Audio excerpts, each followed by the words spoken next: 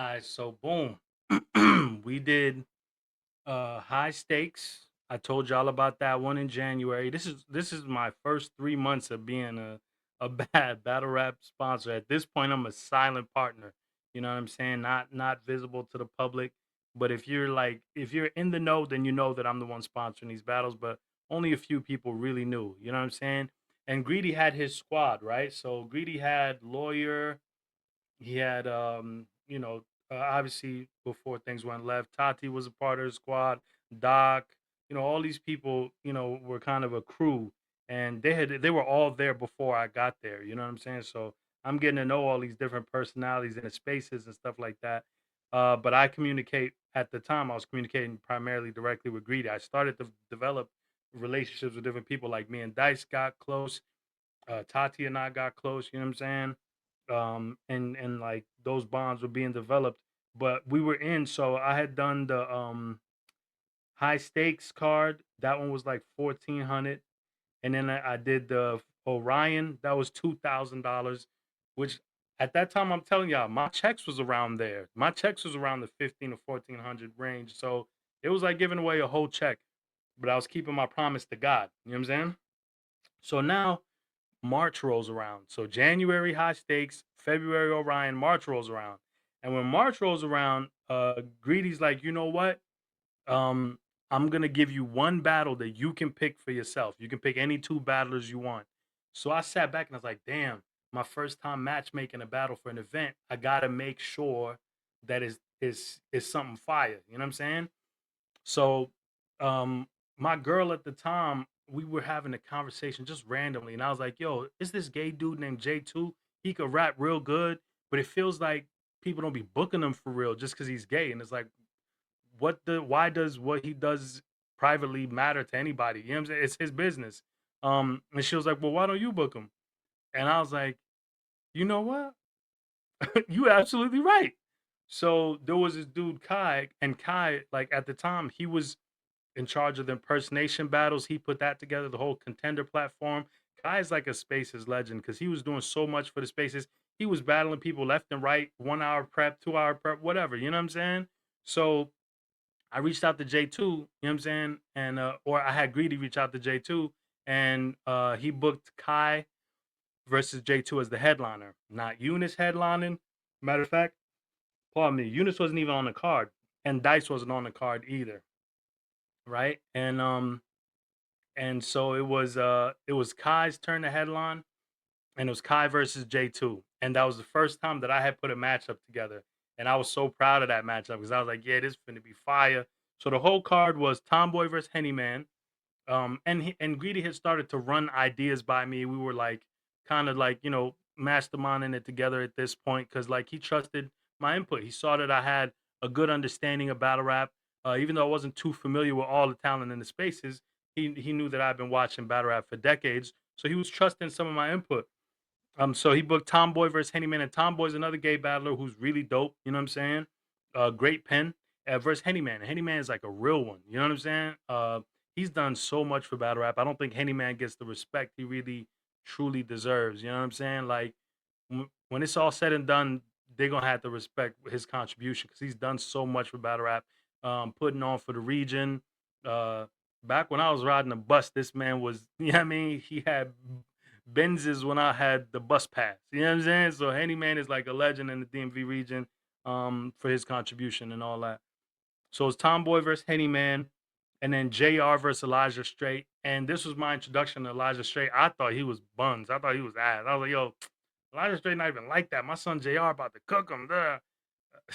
Elijah came through and shut me right up. Shut me right up. I was like, oh, Elijah's fire. So it was Henny Man versus Tomboy, Elijah Straight versus JR, Swerve over as Rod of God. Now, mind you, at the time, Rod had just beaten Dice, right? On the previous card.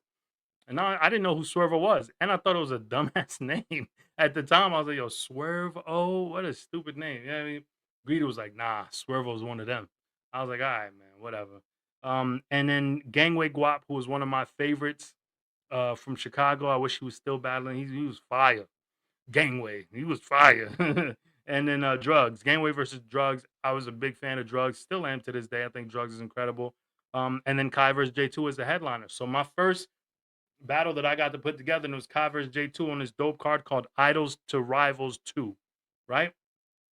So Henny Man and Tomboy had a goodie. Elijah Smoke, my son JR. You know what I'm saying? Swervo, my God. If you had Tom, pardon me. If you had Tom, go check out Swervo versus Radagas. Swervo was wilding. I think Swervo and Wusa is like the only two that's undefeated in spaces. Swervo was wilding on Radagas. I was like, oh, who is this nigga? And then Gangway, yo, the Gangway versus Drugs battle was so funny because it was during the space event. All the other battles happened, and Drugs' plane was delayed, right? So we had to wait for Drugs to land and then battle in the spaces. Drugs got off the flight after we waited for Drugs to rap in the spaces for probably 45 minutes. 45, maybe an hour. Finally, his plane lands. He goes to like the TSA area and raps his round from the TSA area and wins. And I've been putting money on the floor for each of these battles. You know what I'm saying? So Drugs got the money off the floor. He was rapping at the TSA or like luggage claim, like somewhere ducked off between TSA and luggage claim, and won. Crazy round. And then controversial. J2 swears that he got robbed. Brother, we made the judging fair and square. Kai won. Kai won the money off the floor, but J2 felt like he got robbed. Um, Up until that point, Idol's Turn Rivals 2 was my biggest investment in a Spaces, Twitter Spaces card. It was $2,720. So that was almost 2 paychecks. Matter of fact, it probably was 2 paychecks just given away. So if I was getting 4 checks in a month, 2 out of the 4 gone to battle rap. You know what I mean? But still honoring the promise that I had made to God, which is that at least half of the money I made, I would give away. So, pardon me. It was a success. It was another success. Big turnout. Everybody loving it. Oh, I don't know, I'm so tired. It was a huge success. And at this point, people started asking, like, who's funding this? Like, who's putting all this money on the floor? Certain people started tapping in, you know what I'm saying? J2, I had like convos with him. So certain people started to know who I was and what I was doing. Cause you know, that's what that's like 7,000, something crazy. You know what I'm saying 1,400, 2,000, that's 3,400, and then 2,720. So that's like about $6,000 just given away. You know what I'm saying? And that's in the first 3 months of 2022. So they was people started asking questions, you know what I mean? But it was I was proud to do it. I thought that I was doing something dope. I was creating opportunities for these new talents. Um, and I kept telling everybody, and listen, back then people was questioning space battles. Oh, they just be rapping on their phones. They're not even like that. Rah, rah, rah. Oh, you're an idiot for putting money on the floor. You're investing in something so silly. These guys are never gonna go beyond their phones and rapping in their living rooms. You're making them entitled. No, that was true. I just didn't know it at the time. I definitely was creating entitlement, and it was a negative byproduct of just giving out money. You know what I'm saying? Money that certain live acts weren't even making. But I didn't know that at the time. 2020 is hindsight is 2020. Looking back, I understand how I made people entitled. But they was doubting the space battlers back then, and they used to say crazy things to me. You're wasting your money. You're an idiot. You should be putting that money in the live battlers. These guys are just rapping on their phones. They're never gonna be nothing. I have faith. I was telling everybody, boldface, that yo, most of these guys is either as good as the live battlers or in some cases better. It sounded so crazy to say back then, but we believed it. And I wasn't the only one. Be clear. I was putting the money on the floor for these major cards, but there was a lot of other small, like I'm not gonna name nobody because they wanted to remain anonymous. And I should have done the same thing looking back. But there was people in groups that was paying for people to go have their first live battles, paying for people's merch behind the scenes. There's like small pockets of space fans that were really putting their own bread up to see these guys succeed and do more. You know what I'm saying? So don't think it was just me putting the bread in the Twitter spaces. There was people out there doing it. They just was a little quieter about it, and I was quiet about it until after the next card that I'm gonna talk about in the next episode. Up until this point, I was kind of quiet, but you know, people started asking questions. Greedy was like, let me introduce you to certain people. You know what I'm saying? Certain people want to know who you are. I was like, cool, cool, cool. So, you know what I mean? Here and there, people were starting to get to know what I was doing, what my role was, but it was pretty kept quiet for a while. You know what I'm saying? And Greedy was the front man because he was the man with the plan. He had the relationships with the battlers. Um, Surf would bring him to his spaces, and he would build the relationships. He had the plugs with the league owners and stuff like that. You know what I'm saying? So man, but yeah, so that was the third space event. Cost me $2,720. It was about two paychecks at that point. I wasn't making the kind of bread I started making the year after that. But it was really worth it. You know what I'm saying? And man, salute to J2. I don't think you got cheated, but if y'all get the chance, check out the shorts. I put Kai's round in the shorts, but y'all go check out J2 versus Kai. Just Google that. And then put in the comments. Let me know who you got winning if J2 got cheated for real or not.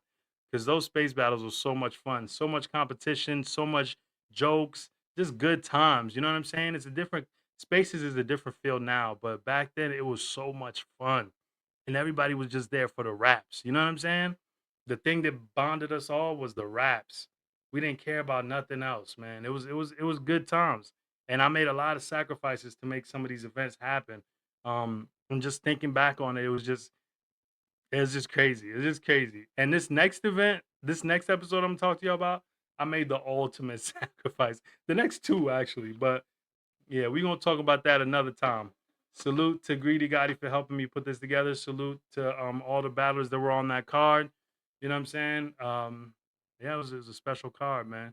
Big salute to J2 and Kai. Y'all were my first ever official matchup. Came up with that idea all by myself. So that's history right there, man. And every time a card would get announced, I would put under the announcement, I'd hashtag We the Fans 1, We the Fans 2, We the Fans 3. So I would just put that little hashtag there. I knew in the future I was going to be building something, but I was just planting the seed for myself and watching it grow. Playing the back, you can't be a good leader if you can't, you know what I'm saying? Be a good follower. So I was just playing my part, playing my position. But I knew one day eventually I'd have to step to the forefront. I didn't know when that was going to come, but I knew at some point or another I was going to have to step to the forefront. But at the time, I was still playing the back and playing my position the right way. And we came up with a fire card and made history. And I'm going to see y'all on the next episode.